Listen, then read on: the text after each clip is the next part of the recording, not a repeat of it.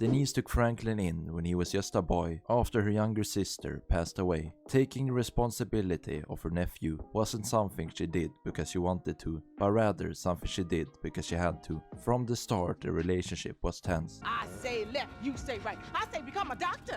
You say become a patient. They were two people living under the same roof because life gave them no other choice. Their home was a small house in Strawberry, one of the most dangerous neighborhoods in Los Santos. The streets outside were filled with crime, poverty, and constant danger. Denise saw firsthand how young men in her community were being swallowed up by gang violence and either killed or put in prison. Because of this, Denise found purpose and pride in her involvement with the feminist movement. There she met a sexual guru named Magenta Andrews. Franklin, what are you doing here? I live here. This half my house too. So you say? Anyway, Magenta is reinvigorating my femininity. So make yourself scarce, boy. Go. Go. With pleasure. Go. Good. And stay out of trouble. Magenta and Denise became close friends, and she began holding feminist group meetings in Denise's house. Feminism gave her something to believe in, something that would help her change the world. She joined spiritual walks, meditation groups, and women's meetings. These gatherings helped her feel empowered, like she was rising above the chaos outside her door. For her, feminism became more than just an idea. It became a lifeline, using it as a way to assert her independence and speak out against the toxic masculinity she believed was harming her community. Whew, hey, how much further? We ain't even gone 5 yards yet. Okay, I know, I'm just asking. This is spirit walking, exercises body and soul. It's all the rage. We are women and we are free. Free in the end of patriarchy. We are women. You are free. We are women. But still, things at home were not easy. As Franklin grew older, he began searching for his own path. He spent more time away from home, doing repo jobs with Lamar, running the streets, and slowly working his way into bigger, more dangerous circles. When he met Michael De Santa, a former criminal now living in wealth and comfort, Franklin saw an opportunity to escape his old life. Denise, however, saw something very different. She didn't trust Michael or Franklin's growing ambition. To her, it looked like she was forgetting about his family, his community. She spoke about it more than once, sometimes with Lamar by her side, telling Franklin to stay true to where he came from, as she believed he was losing himself. Now I'ma call the police. For what? Disloyalty, boy. Disloyalty? What is you talking about? Don't act like you don't know what it is, homeboy. Yo, you ain't been to the set, ain't came to none of the meetings. Hanging out with old man, ignoring your homies, acting all superior? Your mama will turn over in her grave, boy. So you giving me a lecture about not being a good enough gangbanger? Gangs is positive. That's all we got, man. That's our heritage. Her nephew's new lifestyle went against everything she believed in. While she was preaching for independence, Franklin was getting involved with older, richer men, who in her eyes symbolized the very system that oppressed people like them. After he moved to a nicer house in Winewood Hills, he didn't tell her about the move, and eventually she found out on her own. Angry, she emailed him saying that he was turning their old house into a women's center and accused him of forgetting where he came from, saying that their sister made a mistake of having him, leading to the two taking different paths in life. Years passed and the distance between them grew. She refused to let him in, even though he still legally owned part of the house. Being locked out of my own house kind of screws with my inner peace as well. Messing with a meditated woman is liable to get you clapped, boy. Go away. Franklin moved on, building a new life for himself, a successful life, becoming the CEO of his own company. Meanwhile, Denise stayed the same. She lived in the same house in Strawberry and continued doing what she believed in. The year is 1956, when a young girl was born in a small town somewhere in Mexico. Her name was Patricia. She wanted a simple life, love, family, and peace. But what she never knew was how wrong her life would turn out to be. When she was 27 years old, she married Marty Madrazo. Marty was rich, powerful, and charming. Patricia believed she had found a man who would take care of her, but what she didn't know was how deeply Marty was connected to the cartel. At first, Martin hid the truth, but slowly Patricia began to see signs. There were always armed guards at their home, Dangerous people visited them, and he would disappear for days and come back with blood on his clothes. Patricia never truly understood how dangerous Martin was, until it was too late. He was not just a man with money, he was a violent cartel leader, a man with power in the darkest parts of Mexico. His hands were covered in crimes, murder, drugs and fear. She realized she was trapped. She was not a wife in a loving home, she was a prisoner in a golden cage. After some years, Patricia and Martin had a son. His name was Miguel Madrazo. For a moment, Patricia hoped that having a child would bring peace to their home. She thought maybe Martin would change, maybe he would become kind. But nothing changed. Martin stayed cold and cruel. He did not care about his wife or his son. He was busy with his cartel, his business and his power. Eventually, the Madrazo family moved to Los Santos, settling down in a big house on a ranch called La Fuente Blanca. From the outside, their life looked perfect. Rich, powerful, safe. But inside, Patricia was still a prisoner. Whether in Mexico or Los Santos, Patricia could not escape. She was stuck in a life built on fear and lies. Their marriage was unhappy, as he often treated Patricia poorly, showing her no love or kindness. He verbally abuses her, often shouting cruel words that leaves her feeling worthless. You still want the drink? Not now! ¿Qué no ves que estoy hablando con las gentes aquí? And if the pain of his cold heart wasn't enough, she soon discovered that Martin was cheating on her. He had fallen into an affair with a Russian woman named Natalia Severovna. By 2013, Martin was no longer just a feared cartel leader. His entire life was dragged into his business. It was around this time that Martin's affair with Natalia became impossible to hide. He bought her a luxurious house in Winewood, claiming it was for a business associate that he liked. He tasked the protagonist to carry out favors for him in return for money. He warned the protagonist to keep the true purpose of the house a secret, as he refused to admit to anyone that the house was for Natalia, clearly desperate to hide the affair from Patricia. Hey, look at this place! Isn't it beautiful? A modernist wonder home, very significant. My business associate lives here. I bought it for her, for him, for her as a present, because I like her as a business associate. Anyway, here, give me that. Yes, perfect. I will do great. Good working with you, my friend. I'll see you again. And keep this house between us. But Patricia was not blind. She knew. Martin's lies no longer fooled her. Even though her life was full of pain, she never let go of her faith. She always wore her black rosary around her neck. It was her only protection, her only comfort. She was a Roman Catholic, and her faith was the only thing that made her feel safe in a world of crime and fear. But deep down she knew that prayers alone could not save her. The life she dreamed of was gone. In the same year, Patricia's world changed in the most unexpected way. Trevor showed up in her life. Unlike everyone else, Trevor did not fear Martin Madrazo. Trevor noticed something. Patricia was not just Martin's wife. She was a woman trapped, mistreated and forgotten. One day, Trevor and Michael helped Madrazo kill his cousin Javier, who was going to snitch on the cartel. Eventually, they killed his cousin, and in return, they got nothing. They got completely scammed by Martin. In anger, Trevor did something no one dared to do. He kidnapped his wife. Did you kill him? What kind of animal do you take me for? No, I didn't kill him. Oh, but I did kidnap his wife. Oh no! But it didn't feel like a kidnapping. He took Patricia to his trailer in Sandy Shores. At first, it was supposed to be temporary, just to pressure Martin. But as the day passed, something surprising happened. Trevor, a man known for his madness and violence, treated her with care. He showed her kindness that she had not felt in years. Listen, beautiful. I'm sorry about everything that's happened. And I can't guarantee no harm's gonna come to you.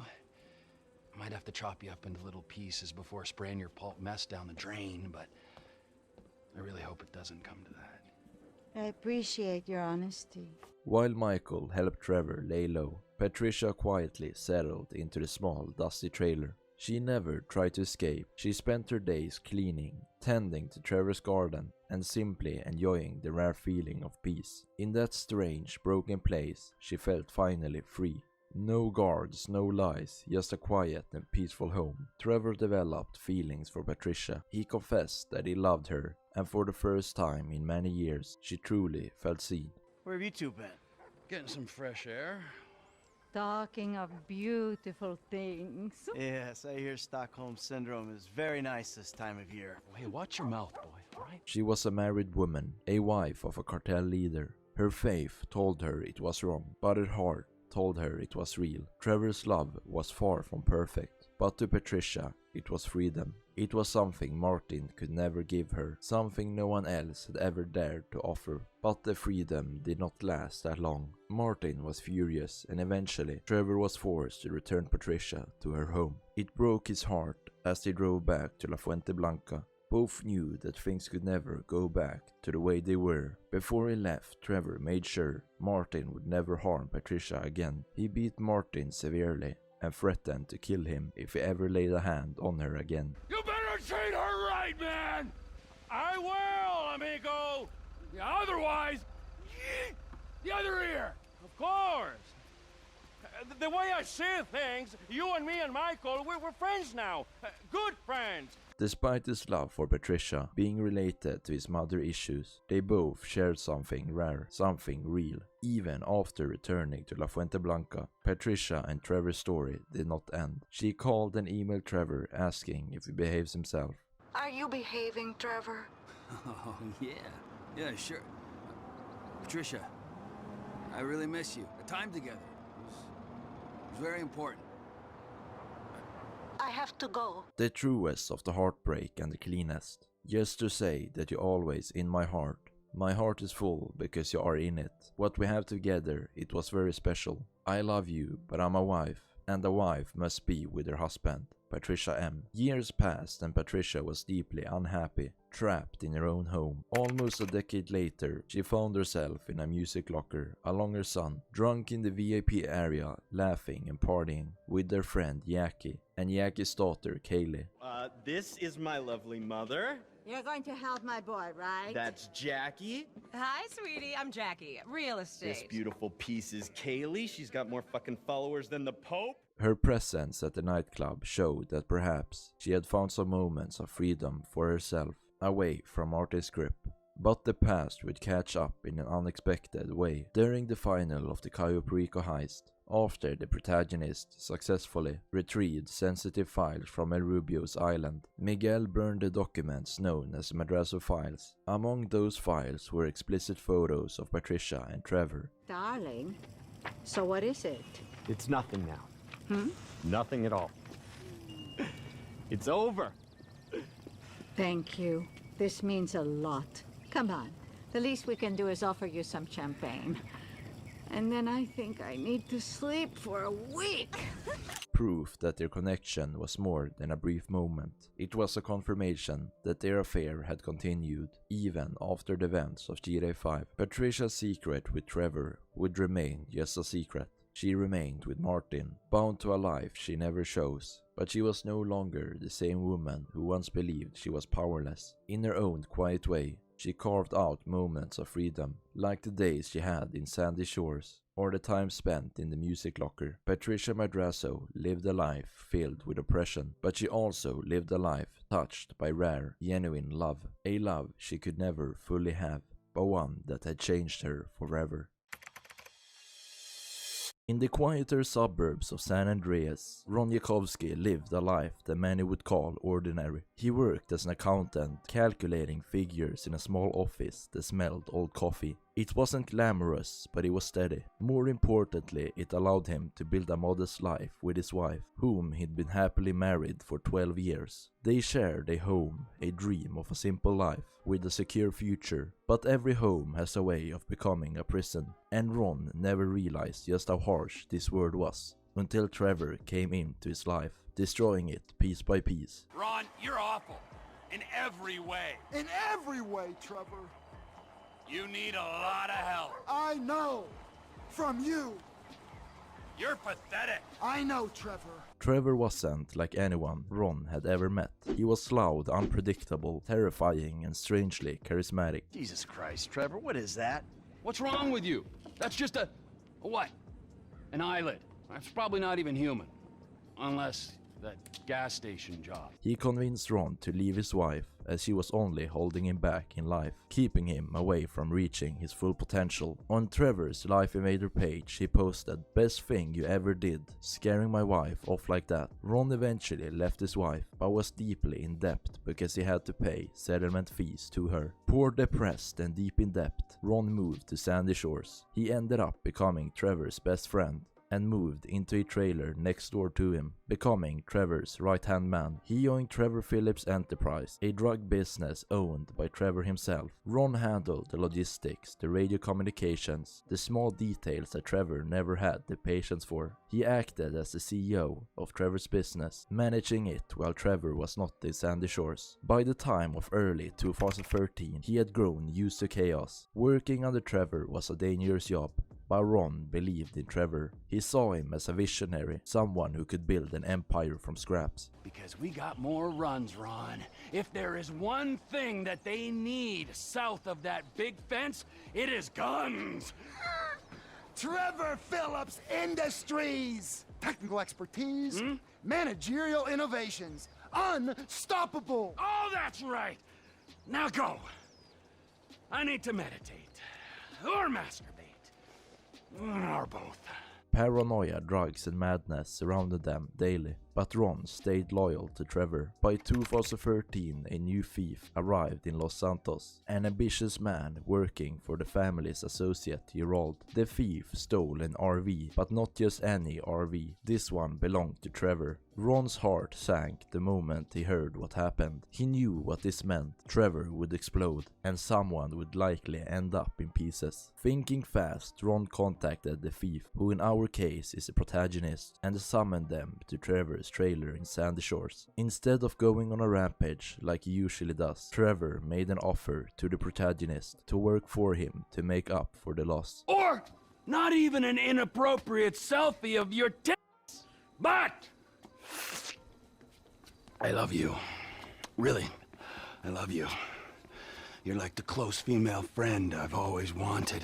You're like the eager soldierette that I've always needed. So it's time to start repaying your debt to society. And you can start by dealing with the terrible harm you've done to the local businesses, especially mine! From that point on, Ron became the player's handler. Most of the jobs were direct hits against the Lost MC, stealing vans, hijacking tankers, and stealing crates of weapons. Eventually, the groundwork was laid for something bigger, the Series A funding heist. Ron stood by Trevor's side as they pitched the operation to the protagonist. He played his part during the setup phases. Okay, it's too late to save my marriage, but, you know, I got it. Meeting the crew at the drop-offs and guiding them through missions via airpieces. Recyclers! Yeah, we think very green. We take the drugs that already exist in America and we add value to their supply chain. During this time of madness, Ron remained Trevor's loyal right hand and stood by his side no matter what. Ron has always been very interested in conspiracy theories. Sandy Shores, which was a town known for paranormal activity, gave him the perfect opportunity to create his own podcast. He started hosting a podcast during the community hour on the Blaine County radio, using the airtime to broadcast his theories and warnings to anyone who would listen. People are fools to post anything on here. It's all wired straight to the government. Ron always knew that working with Trevor meant living in danger. But even for him, the day Johnny Klebitz showed up at Trevor's trailer, it became too much. He and Wade tried to calm him down, but as usual, Trevor didn't listen. Take off your pants, cowboy, alright? Let's You think this is funny? Get them off! I told him to leave it, Trevor. I told him. Leave it. Leave it. Shut up, Ron. Killing Johnny in the most brutal way you could imagine. Klebitz was dead faster than Ron could blink. Trevor dragged Ron and Wade into his body and began chasing the Lost MC. They drove straight to Grapeseed to confront some of their known members, Terry and Clay. The Lost MC fled to Stab City to raise the alarm, but they never made it as Trevor chased them down and killed them on the road. Trevor's madness continued as he burnt down Stab City, the Lost MC's headquarters, and killed Ortega, an old associate of Trevor Phillips' enterprise. Ron wasn't just scared, he was threatened for his life, living in the fear that one day he might be the next. Nervous as he was, he returned to Trevor's trailer to calm down, only to discover that the Lost MC trashed Trevor's trailer. This meant more to me than Johnny K meant to anyone, and they smashed it.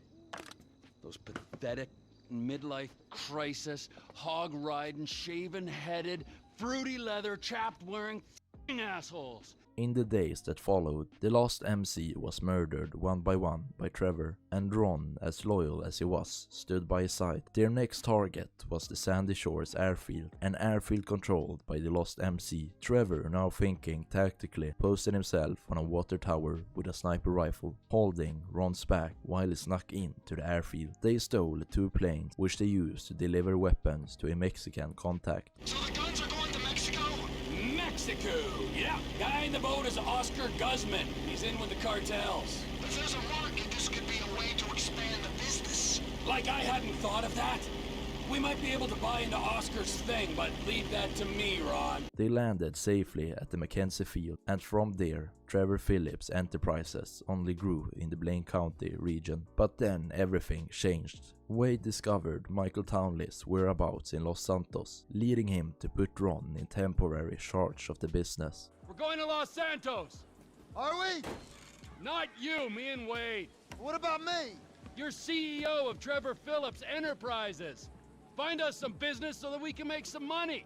While Trevor was in Los Santos, he occasionally contacted Ron, asking for advice. What's happening? My ex-wife called me again. Man, there is nothing worse in this world than an ex-wife. A perpetual reminder of life's mistakes. A dreadful mistake.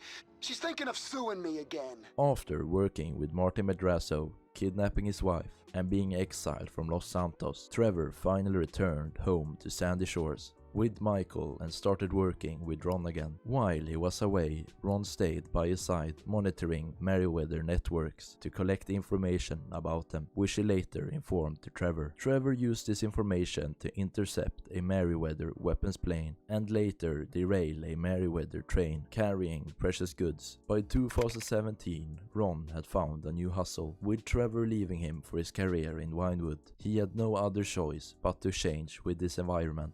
Oh, you're my new partner. You bought into the place. You're late. What kept you? Yeah, well, it's too late. Ah, that bastard my best friend? Oh, he's supposed to protect me forever? Then he goes all Vinewood on me. He's too important for Ron now.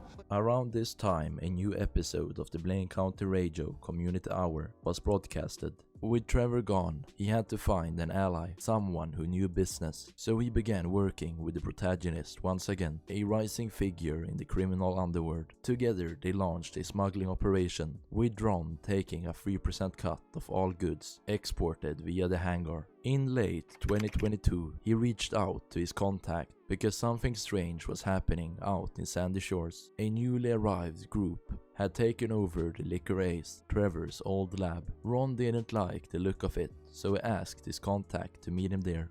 Hey, friend. It's been a while. I know you're busy, but just in case you're looking for me, I gotta go tell some folks what's what. Yeah, I've been waiting for something like this to happen since Trevor took off. Vultures showing up in Sandy Shores looking for scraps. Don't worry though, Ron's got it all under control. Unless, you wanted to help, backup would be nice. They've taken over Trevor's old place at Ace Liquor. Once arriving, they found out the Liquor Ace had been taken over by the Fooligans, a gang of hippies led by a man named Dax. But Ron wasn't so happy about this. Trevor's business meant something to Ron, and seeing it overrun made him nervous. He had built up Trevor's business all these years, only for it to get destroyed by a bunch of hippies. Despite Trevor abusing Ron, he and his business felt like home. And once the liquor store got taken over, he felt personally attacked. These crazies, they started their own gang war with the Lost. They stole a bunch of their bikes, their meth. It's not safe here. Trevor never needed a friend, he needed a tool, and Ron was the perfect target. He didn't ask Ron to help. He told him through yelling and manipulation. Trevor carved Ron's loyalty with fear. To most people, Ron looked like a partner, Trevor's right-hand man, the brains behind the operation. But in reality, Ron was just a punching bag. He managed communications, shipments, finances. He ran the entire back end of Trevor's business. And yet the credit was always Trevor's. Any success was due to Trevor's genius ideas. And any failures were Ron's fault. 4 years Ron lived in Trevor's world, under his rules. Always one wrong word away from being the next body, buried in the desert. But somewhere between the abuse and the paranoia, Ron started to change. He had been Trevor's right hand for so long that he forgot what it felt like to think for himself. But when his boss went whole Winewood on him, and for the first time in years, he was alone. No orders, no threats, and no screaming. He didn't know how to live without someone barking commands at him all the time. He began to realize that maybe, yes maybe, he could do things on his own. He began making decisions for himself. Small things at first, like rejecting bad deals, investing in equipment, and organizing the hangar. But still, Trevor's abuse truly never left him. When the Fooligans took over the Liquor Ace, he felt personally attacked. Ron Jakowski spent years living in Trevor's shadow, manipulated, abused, and treated like a tool, rather than a friend. He ran Trevor's empire from behind the scenes, never getting credit and always carrying the weight. And when he left him for Winewood and the Fooligans took over, Ron realized how little he truly mattered to the people he served. But in that emptiness, he found something he'd never had before. He stepped away from the chaos, walked out of Trevor's shadow, and began rebuilding his life on his own terms. No more orders, no more fear, just Ron finally in control. After a life spent following someone else's madness, Ron Jakowski chose peace, and for once it was his choice. So, you'll let me on the show if I you? Yes, and if you could wear some black lipstick, the little guy loves the goth vibe. Oh. Whoa! Laszlo. Tracey was born to Michael and Amanda De Santa. She became an older sister when her brother, Jimmy De Santa, was born. While Michael was leading a career in bank robbing, Tracey and her family lived in a trailer park somewhere in the Midwest. Due to her father's profession, she lacked a father figure. Instead, Tracey and Jimmy became close to their father's partner in crime, Trevor, who they looked up to and saw as a role model, an uncle who they could call when they needed help. Trevor promised to protect Tracey and hurt anyone who ever did her wrong. I didn't mean anything by it, all right? Oh, yeah? Well, that little girl sat on my lap when she was 2 years old, and I swore to God that I would rip the f***ing skin off anyone who f***ing wronged her. In her early teens, she was moved to private school. Since her father was one of the Midwest's most infamous bank robbers, she couldn't go to public school like the normal kids did. And because of the economic benefit that comes with being a bank robber, it was a clear choice. When Tracey was 14 years old, she went from living with her family in a trailer in the Midwest to moving into a massive mansion in Rockford Hills in Los Santos. During this time, her relationship with her family became strained due to her parents disapproving of her choice of lifestyle. Being introduced to the Winewood lifestyle early in her life made her obsessed with money and the lifestyle it brought her. By the time of 2013, she was 23 and she had already become too comfortable in this lifestyle. She decided to do nothing with her life, as her father already provided enough for her, giving her money whenever she asked and having her own car, a 2-door yellow Izzy. As someone who grew up with money, she lacked what most families had, a sense of home, a family to talk to who gave her the love and attention she needed. Instead, she began searching for fame and attention by people who only saw the worst in her. This resulted in her hanging around famous producers, attending their parties and being invited to their private yachts. Her mother, who worked as a stripper before meeting her dad, didn't have anything to say about it. I've only got myself to blame for the mess these kids are in. While her father sure cared about her, he was just too busy with his criminal life. He didn't have the time nor took the time to spend with his daughter. Because of this, she decided to pursue the same profession as her friends, working in the corn industry. Dad, you're embarrassing me. These are my friends. Yeah, you're embarrassing her, dude. They're shooting pornos. here. Sometime during 2013, Tracey began working at a phone sex service in Los Santos, taking the name of Tracey Sux, a name inspired by a retired Winewood corn actress called Candy Sux. You're through to Tracey Sucks. If you're horny, leave a message and I'll listen to it live on cam. The hotter, the better. By pursuing this career, she thought it would give her the fame and attention that her family couldn't provide. She began seeing a boy named Gary Scales, but their relationship wouldn't last that long, as it ended up in an argument with her mother, as she wouldn't let him sleep over at home because he was homeless. Why the f not? He is not staying the night. Oh He's my a God! bum. I don't even know why you are with Because of this, she breaks up with him on the same day, where she says that she is totally over him and hopes that he dies in a terrible accident. Her mother was never content with her actions and never supported her choices in life, which separated the two further apart. This led to her beginning to hang out with people with influence, famous producers in Winewood, who could help her gain recognition and take her closer to her goal of becoming famous on TV. She did everything she could to fit in with her new friends. In the summer of 2013, Tracey persuaded her mother to rent their house out to her friends so they could record for work. They shoot all over town. Mom rented our house to them last summer. That was your house? Yeah. Man, you got a killer pad, Mr. Isn't it awesome? Michael, who had little to no knowledge about her daughter's career path, couldn't take the initiative to guide her out of it. But one day, when her father is out with her brother bicycling at Vespucci Beach, her brother tells their father about her actions, explaining how Tracey's on the yacht with all these producers. Tracey doesn't get kidnapped or destroy my yacht. Well, that's just because she's too busy getting by dudes to get on TV. You don't talk about your sister that way. Well, I'm sorry, but it's true. I mean, according to her Life Invader page, she's hanging out with producers and porn guys this afternoon. What are you talking about? Actually, it's all happening right out there. What? That boat that makes yours look like a refugee raft? You know the kind of boat, the one that makes a young, impressionable girl drop her pants and spread her legs. This is the reason you brought me here, isn't it? You In rage, her father swims all the way out to the boat and decides to bring her daughter home, pushing one of the producers into the water. While her dad did at times worry about her, his attempts to help her were very vague, as he himself was dealing with his own problems.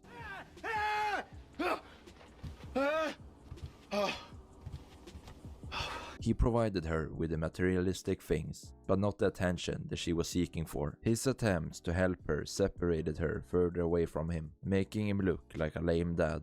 She calls her dad after the failed yacht party, screaming how he has ruined his life. Yes? Look, Trace, I'm sorry. You ruined my life. I've given you everything, babe. If you'd seen how your mother and I got brought up. You calling me to bore me? I called to apologize. Well, you've done that. Goodbye. Love you, Angel. Her relationship with her brother wasn't particularly good either, as they often argue about small and dumb things, just like siblings do, but in a more personal way. It's just because you have a massive for Dad! He said I had a massive... Jimmy called me a... Tracey's bad relationship with her family leads to her wanting to gain recognition in Winewood and becoming the star she always dreamed of. She decided to quit the College of Los Santos to pursue her career in the entertainment industry, attending one of Los Santos' most popular shows, Fame or Shame, hosted by Laszlo Jones. As most TV shows do nowadays, Fame or Shame take advantage of unintelligent people to make fun of live on TV for the entire world to laugh at. And since she didn't really have a lot of talents, she was the perfect target for the show. All right, it's Fame or Shame for Tracey De Santa. Music!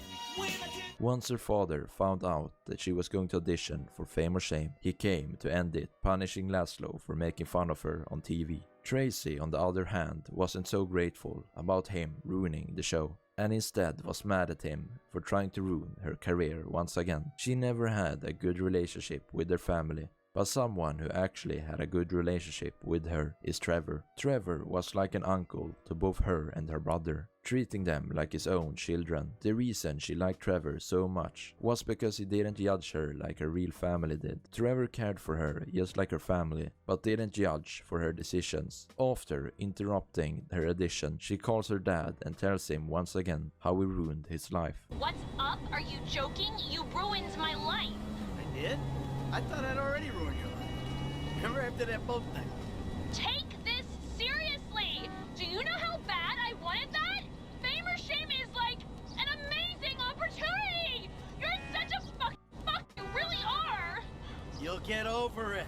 But this time, Tracey wouldn't let it slip. She decided to move out and leave her family, leaving her room completely empty and driving her car far, far away. Where Tracey moved at that point is unclear, but it didn't take long till her mom and brother joined her too. The reason for this was because of her dad's psychopathic behaviors, as he once again started robbing stores and killing people. Tracey convinced her mom to leave Michael and move in with the yoga instructor Fabian, in which Tracey moved in to reunite with her mother and brother. While she moved back in with her mother, their relationship was still broken, and she spent most of her time in mega mansions in Winewood and on the street. On her Life Invader, she posted that she's officially in a broken home, as her mom boned one guy too many, and that her dad brained on one guy too many, referring to all the guys her mother brought home and all the people her father killed. But despite this, Tracey cares about her family and is worried about her father's current state. After moving into Fabian, she calls her father, concerned about him. Tracey,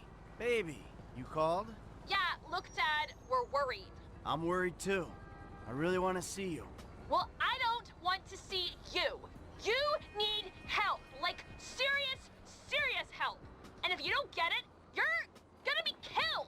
During her absence from her father, she began to miss him. Tracey shows that she cares about him by either sending emails asking how Michael is and telling him how her life is going with Fabian, along with posting on his Life Invader asking if he's still alive, showing how much her dad really meant to her. At the end, Michael reunites the entire family and everything goes back to normal. Besides Merryweather invading their home, some corrupt FIB officers chasing them, Chinese gangsters. I think you get the point. By the end of the story, Tracey begins studying for college and seems to want to better herself, abandoning her producer friends and becoming closer to her family. For Tracey, it was never about being normal, it was about being recognized. But between the yacht parties and the TV appearances that went nowhere, she realized something most people don't. That fame doesn't fill the silence at home. That attention isn't the same as love. And that family, no matter how broken, is still family. This isn't a story about fame, it's a story about a girl born in chaos, who learned that being seen isn't the same as being loved, and that sometimes normal is just finding your purpose. Martin Madrazo is one of the wealthiest and most dangerous people in Los Santos. Who was wrongfully accused of running a Mexican-American gang, owning one of the biggest and fastest growing cartels in the entire game, making millions of dollars on his drug empire, and silencing anyone who tries to snitch on him. We're going to go through everything in this video. Subscribe. Who is Martin Madrazo? Martin Madrazo is a powerful and wealthy, legitimate businessman. Mr. Madrazo is a legitimate businessman and the founder of his own Mexican cartel, the Madrazo cartel. At some point in his life, Madrazo became the head of the most ruthless Mexican gang in Los Santos. Martin Madrazo! F you! Whoa! Oh, Martin? Martin Madrazo? That's what she said. Damn, dude's a kingpin, homie. And you better hope. I ain't hoping anything. But to climb his way to the top, he had to hire the protagonist to get rid of his competition. This is seen as we were hired to assassinate some of the targets, including one of his dealers and closest associates. Madrazo's first appearance in the game was during marriage counseling, where he hit Michael with a baseball bat for destroying a property owned by one of his clients. Mr. De Santa, what the hell? That's not my house! Bullshit. Martin Madrazo, give you green light! Oh, I'm scared, lady. I thought the owner was banging my wife. Well, that was a strange house for a tennis coach. And because of this, Michael becomes in debt with Madrazo and returns to a life of crime. What makes the Madrazo cartel so respected is their affiliation with authorities, as they have active gang members working in the police department. During one of the Madrazo's dispatch contracts, we assassinate a corrupt police officer who was working for the cartel. He was assassinated when transferred between two protection sites, and he was killed because he was going to snitch on the cartel. Due to his status, he has been summoned to several court cases where people have tried to frame him but has not yet been convicted, as any witnesses willing to testify were silenced. But the charges were dropped because of the witnesses came up missing. Smart kid. This is seen during the mission Caída Libre, where Madrazo calls Michael, asking him and Trevor if they could kill his cousin, Javier, who planned to testify against him. Javier. He's flying off to Liberty City this afternoon. And he's taking some files of mine. Innocent files that I need back. After they've killed Javier and retrieved the court files of Madrazo, Madrazo refused to pay Trevor and Michael, leading to Trevor kidnapping his wife and biting off his ear. Did you kill him? What kind of animal do you take me for? No, I didn't kill him. Oh, fuck. But I did kidnap his wife.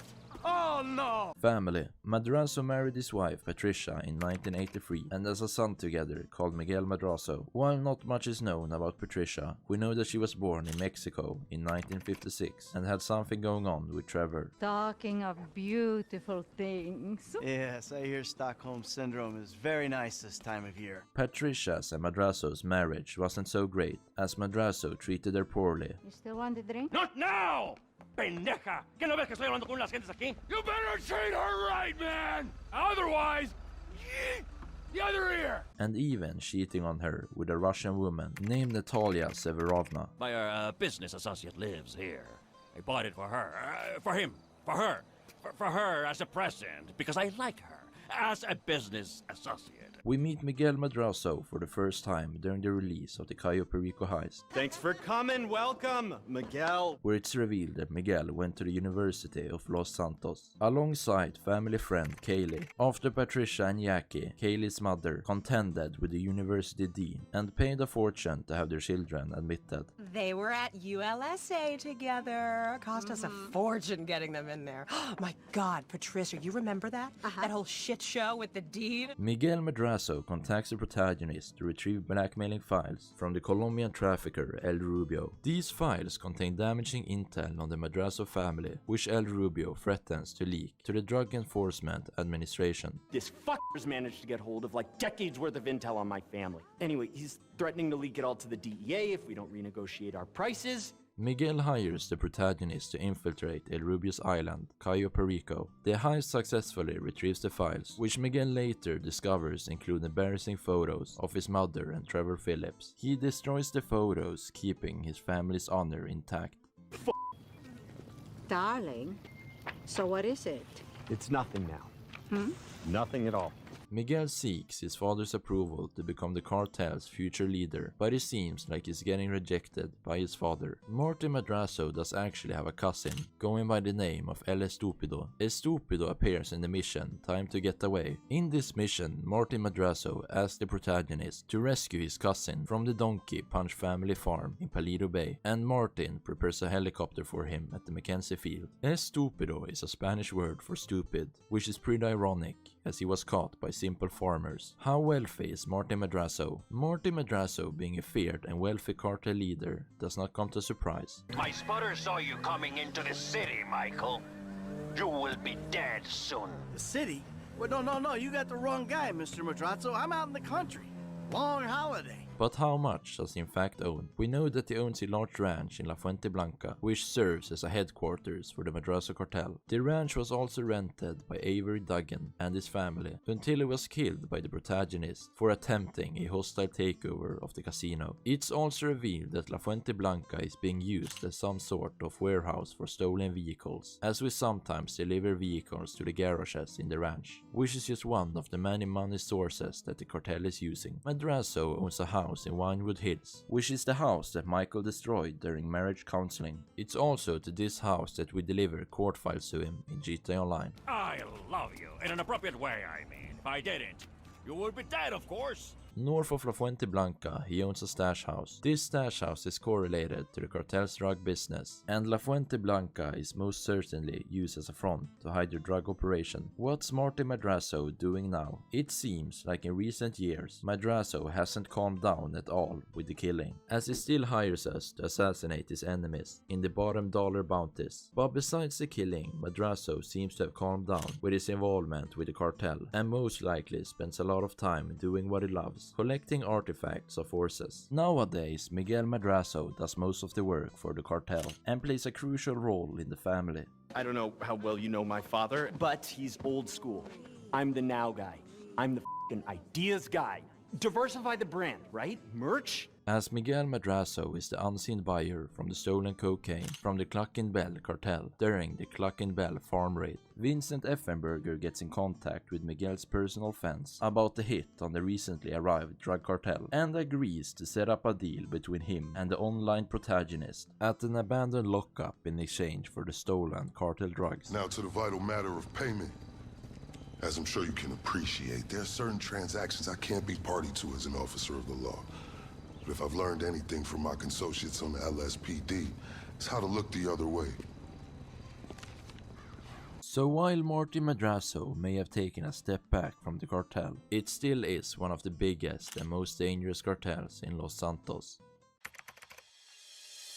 Who is Simeon? Simeon Yeterian is an Armenian car dealer and the owner of Premium Deluxe Motorsports. However, not the kind of car dealer you would want to buy from, as he sells cars to people who cannot afford them and then repossesses them via shady finance schemes. You're working a credit fraud. A credit fraud? Be serious, dude. Today is repossessing vehicles that fools have purchased at exorbitant interest rates. His employment strategies is mainly about recruiting younger teenagers who he can control to make the repossession scheme more efficient. To make his finance schemes more effective, he uses strategies like cutting their salary. Hey, remember we gotta be careful with these rides, homie. The Simeon ain't about to dock my pay again. And even naming them Employee of the Month. You are Employee of the Month. What most people don't know is that Simeon is using the insurance paper towards them by reading the insurance details, which makes it easier for him to locate their cars. Insurance papers say they have a locked garage, so you'll need to gain access from inside the house. Simeon has learned to use his ethnicity as an advantage to sell. This racist insulted me. Racist? What? You don't like me because you think that I am an Arab. So by calling people racist, he forces them to buy the car, and if they refuse, he will call them out on his life invader, saying that they were racist towards him. Simeon's excellent selling techniques are further seen when he sells the car to Jimmy, saying that he has no balls, and even demanding him to pay him weekly instead of monthly. This is the problem. Only the weak use their brains. The strong use their balls. We take a cash deposit and your word you can meet the weekly payments. Weekly? I thought it was monthly payments. In the events of GTA Online, Simeon's excellent blackmailing tactics is seen as he gives us a free modification on our car, except that we will forever be in debt with him. The modifications on the car, they are a present. A gift from me to you. And like all gifts, they are freely given. Although you are now forever in my debt, huh? By forcing people into debt, he gets his dirty work done without even having to pay them. Franklin and Lamar were working for Simeon for an uncertain amount of time, which was a big part of Simeon's finance scheme, where they stole vehicles purchased by the customers. Look, we've been working together for about a few months now, right? Before working for Simeon, they worked for a guy named Marcus, who they were selling drugs for. It's also revealed that Marcus was killed by Franklin after asking Franklin to do something that may have been going too far. The boy with the eye from around the way, Marcus or something, you were slanging for him and then he got what was coming, right? That was different. That dude had it coming. You may think that Simeon only scams people he don't care about, but it's revealed that he scams his family too, as his nephew calls him out for not paying him last month. Family. I never had a black son. But if I did, I want him to be just like you. What? While not much is known about his family and his past, we know that he has a nephew called Sasha Yeterian, who works for Simeon at the dealership. Sasha doesn't make an appearance in GTA V, but is mentioned by Franklin Clinton in the mission Repossession. Yeah, me, Lamar, Your nephew Sacha with the Twitch? In GTA Online we actually meet Sasha as he works as an auto mechanic at the Maze Bank arena and modifies arena cars. Sasha loves techno according to his colleague. He's very talented, but evidently communication can be a little limited. Unless you're really into techno, I guess. Armenia! Techno! Oh, good techno! Techno party! A fun fact is that Simeon went on a date with Barbara Watkins, but she later told him to stop texting her and never to contact her again. The reason behind this seems to be because he forgot his wallet. Simeon also makes a lot of sexist comments towards female characters, calling them daughters he never wanted. Thank you, my girl. Thank you. You are the daughter I never wanted. Seriously, I mean that, huh? Liberation has done much for your gender. I honor your boundless fertility of imagination. Simeon and Armenian mob. Simeon, being a scammer, is pretty clear by now. You tell me exactly what you want, and I will very carefully explain to you why it cannot be. What? But what most people don't know is his involvement with Armenian mob. The Armenian mob is an organized crime group. Their main sort of income is providing protection, and they are also seen within the jewelry market as they are potential buyers for the Diamond Casino heist. Simeon's involvement with Armenian mob is pretty interesting. We know that they provide him protection, as he always has at least 2 gang members outside his dealership, but it's suggested that Simeon has a much deeper involvement with the gang. Simeon didn't have any problems making deals with gang members, as he sold a bike to the Vagos and then asked Franklin and Lamar to seal it. His name is Esteban Jimenez. Is he in a gang? Curiously enough, I did not inquire when he bought the bike. It wasn't that motherfucker who took the bike, that S.A. Vagos dude? With the tattoo on his face and shit? This means that Simeon must have felt pretty confident about the security in the dealership. It is believed that Simeon's involvement with the gang is mainly about his money laundering skills, as during the Los Santos Tuners update, the Armenian mob appears in the bank contract final as dry cleaners, where the Armenian mob hands over unmarked bills in exchange for cash stolen from the Fleeka bank. So while the Armenian mob is offering protection to Simeon, he helps them clean the money, removing the tracks so the police can't find them. Simeon knows El Rubio. Welcome to paradise! While there is not much evidence suggesting that Simeon knew Juan Strickler, aka El Rubio, there is actually a picture of both of them in his compound. The picture taken at his dealership suggests that they knew each other before. El Rubio and Simeon knowing each other is correlated to Simeon's dealership, where it is believed that Simeon helped El Rubio import cars and in exchange was paid with unmarked bills, which would explain why Simeon and Armenian mob have some sort of money laundering business. El Rubio has even said that he would like to travel to Berlin, but just can't due to Global, which is the international law enforcement agency of Los Santos. So they decide what leaves and enters the country. I will come see you in Berlin, but only I can't really travel right now, huh? Global sucks ass. I swear, man, you have no idea. Simeon importing cars for El Rubio in exchange for unmarked bills would make sense, as this could be what Lamar was referring to during the mission Lamar and Franklin when he calls him an international businessman. Because this man right here, he's an international businessman, a multiculturalist. That I could not have said better myself. What happened to Simeon? So the last thing we ever hear from Simeon is during the Premium Deluxe Contact mission in 2019, where he tricked us to go into debt for fixing our car. I will text you with the occasional favor for me. But after working for Simeon and finally paying our debt, Simeon disappears for good, or at least so we hope. The last time someone talked about him was in 2021, where Lamar asks Franklin if he has heard anything about Simeon. Hey, what's up, man? You heard from your boy Simeon lately? Simeon? Why you ask about that motherfucker, man? Fuck Simeon. Come on, nigga, don't try to hate on the safety net now, nigga. We both know that y'all hedge fund motherfuckers one bad day on the Balzac away from being out here repoing and gangbanging and shit. Dog, me and that motherfucking life, we so far apart, dog, I'm good. Comment what you think happened to him down below, and I will try to reply to all comments. Mr. Kenneth, were we at financing? Financing it seems like a shitty deal. Because of the color of my skin, you think I am a scammer.